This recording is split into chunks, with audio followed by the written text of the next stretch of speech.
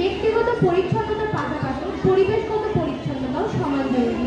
শিক্ষার্থীদের উচিত শ্রেণীকক্ষ, খেলার মাঠ এবং বিদ্যালয়ের প্রাঙ্গণকে সবসময় পরিষ্কার রাখা, ময়লা আবর্জনা ডাস্টবিনে ফেলা এবং বিদ্যালয় সম্পদকে সম্মান করা।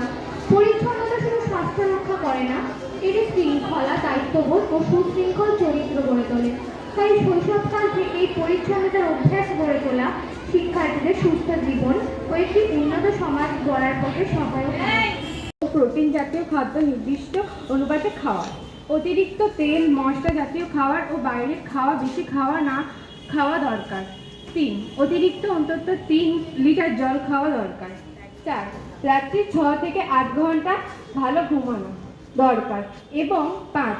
অসুস্থ হলে ডাক্তারকে দেখানো, ওষুধ খাওয়া। আমরা যদি জীবনে এই নিয়মগুলো পালন করি তাহলে আমরা অনেক বেশি সুস্থ থাকতে পারবো। সুস্থ শরীর মানুষকে উন্নতির পথে এগিয়ে যেতে অনেক বেশি সহায়তা করে।